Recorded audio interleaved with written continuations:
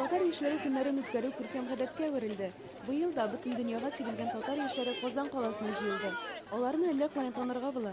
Барысы да кызыл галстуктан. Илнең төрле почмакларында яшәүче татар яшьләре Борисполевой теплоходына җыелып Идел буйлап сәяхәт кылдылар. Сәяхәт дип әйтү дөреслеккә туры килеп бетмидер дә бәлки. Чөнки уен-көлке җитди фикерләр белән үрелеп барды. Бөтен дөньяга сибелгән татар халкының балалары, яшьләрнең бергә җыелуы ул гаҗәп бер тарихи вакыйга.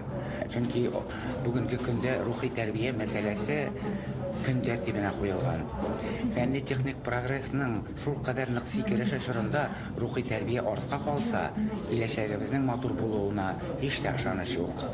Форумның төп максаты татар халкының гореф-гадәтләрен өйрәнү һәм саклап калу. 1000 еллык тарихи булган Алабуга шәһәрендә дә яшьләр татар халкының җыр-моңга бай, аш-суга оста булуына тагын бер кат инанды. Кадерле Татарстан яшьләре көннәре форумында катнашучылар, без сезне күрергә бик тә шатбыз. Монда нәкъ менә милләтенең, иленең киләчәгенә битараф булмаган яшьләр җыелган.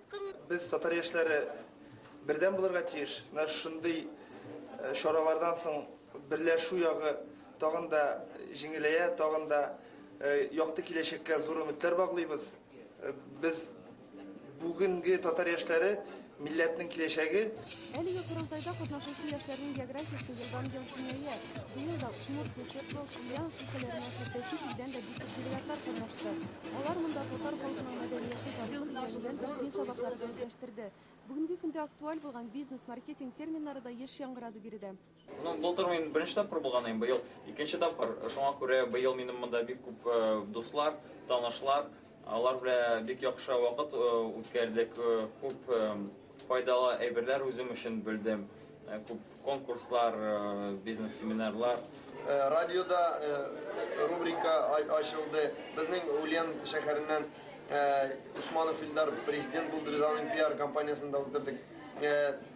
Һәр секунд монда йоклап торырга вакыт калмый. Катнашучылар өчен Борынгы Болгар, Самара, Саратов, Алабуга шәһәрләренә махсус экскурсиялар һәм күңел ишаралары оештырылды. Татар яшьләрен монда яраталар һәм киләсе елда да көтеп калалар. Ульяновск сезгә китә! Мондай яшьләргә шок катасың. Аларның булганлыгына, аларның акыллыгына, аларның матурлыгына, алар бер-берсе белән аралашалар. Алар безнең яшьлек вакытына караганда инде алар күбрәк икенчерәк төрлеләр, бәлки күбрәк акыллылардыр да. Вали фикренчә, мондый чарада катнашу үзү күңелне ялкынландыра, яшьләр өчен киләчәккә зур максатлар куярга ярдәм итә.